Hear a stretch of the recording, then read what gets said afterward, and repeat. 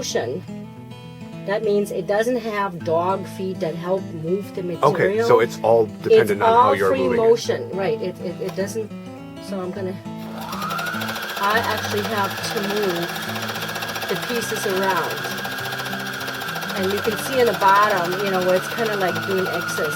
But now when I stop and I take this piece out, this is what bonds. But also when I look on this side, I can see the fiber that has been punched through. Okay?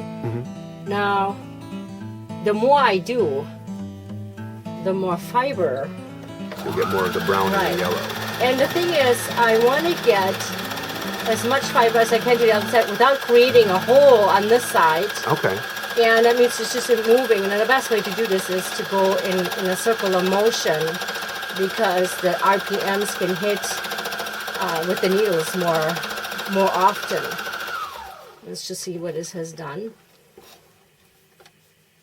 And you can see already, it does change. Now, when I say tack something, for instance, when I want people to tack so they don't have to deal with pins, I just tack. And by just tacking, there is enough that, and you can see how the texture's changing.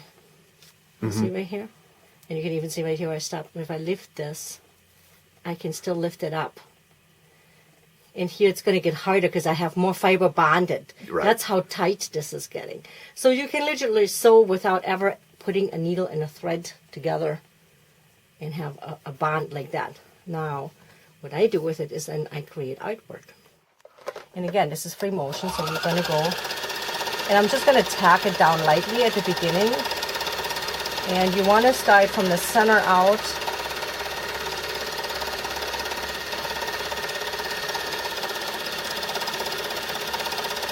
So that you don't get any pockets. Okay. And I haven't even done the edges. I like to go along the edges, making sure that the edges are down really well.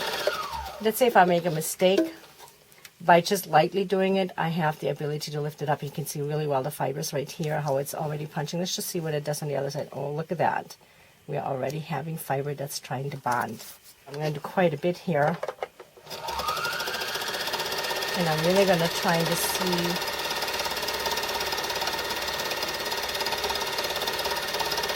Needles are just going up and down and pushing the fibers through. There's 7 needles in this particular machine. There are felting needles. Each needle has a tiny little barb or several little barbs on the bottom.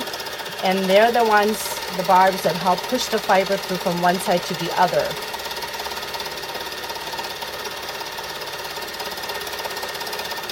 The more I punch, the more fiber I get to the other side. Now, this is your punch side, and you can see all the little puck marks in here. And when I'm turning it around, you can already see the images coming through here. And that would be your press set, because it pressed the fiber through. And you can see how the images are coming out really nicely. That gives me choices. You don't always have to punch everything very solidly, because you can have the natural highlight from the background of your fabric coming through, and that can be created for shadows or other colors. So we're going to turn this around. I'm going to do a little bit more because I'd like to show you how awesome that's going to look when it's actually done. So you can see I have a maple leaf on the back, and you can see I went a little bit over here, and it also changes the color very lightly. This is a much lighter color than the front. This is much more vivid. But the muted look is also very pretty. It depends on what it is that you want for your piece. By having this shade right here is established because you're not only punching this side, you're not only punching this piece of material, but you're also punching this.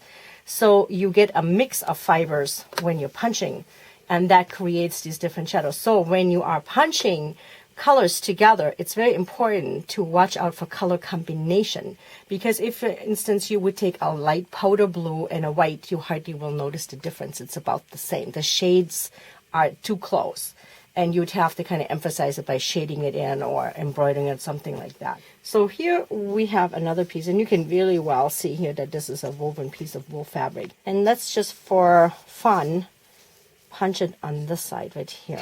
If you walk it a little bit slower, the needles have a chance to go over it more often than if I'm going to go like that. This will give me a faster result than if I go faster. You have to put the pedal to the metal a little bit. Let's take another look and see what this does. Whoa. Now, how long did that take? Not very long. Huh? Okay. To have a little bit more fun, to get a little bit more color out of it, I'm going to show you a little trick, which is really awesome. I have specific markers that I'm working in. If you go on my line, on my website, I have classes that I'm teaching throughout the Milwaukee area, but you can also book me in your area. I own about 6 to 8 machines, and you can book me for a class with your friends or in your shop. And if you're interested in it, I can hold a class right there. And all the details can be worked out when you email me or call me. Anyway, so what is really cool is I can extend and sharpen the image a little bit more. And this is the fun part here. And then we're going to do the other one, the orange one, just to kind of show you. And you can see how it's transformed. It's amazing. Again, I'm going to do the tips here just a little bit. I can elongate the tip slightly. I might want to do just a little bit in here. Again, you don't have to do everything. I'm doing it here just for demonstration. Let's add a little bit of red to it. Red is so potent. It needs very little.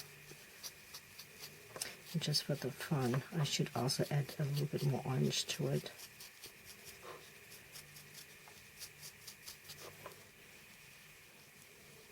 I'm going to come from this side, just so I can show you. Doesn't have to be a lot. I'm going to take the blender and use the white tip. There's usually 2 sides to that. And we're going to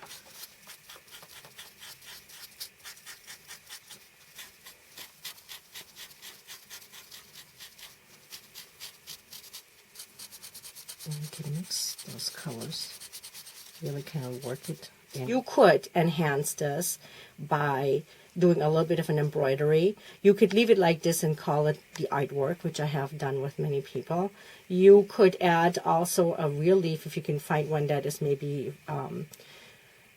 turned into gold, where they antique that, and you just have the skeleton part of a leaf, which was really sharp, or you can add a tiny little pine cone to it to kind of make a fall theme look.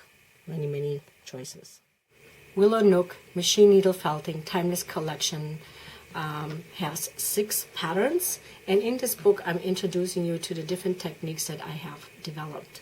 At the beginning of the book I talk a little bit about the felting machines and the different types of machines that are available on the market. I will talk to you a little bit about the different types of wool and wool felts. We talk about the terminology, what is the front and the back of the various felting techniques, and the fibers that are being pushed through. Here I will talk to you about the do's and the don'ts, grading holes, and so on. And a little step further, we also talk a little bit about the different types of tools that you will need in order to create your artwork, and the shading techniques that I'm using, and a little bit about the embroidery and embellishments that you would like to enhance. Throughout this book, you will find little tips sprinkled that will help you to enhance your artwork and will make the process a little bit easier.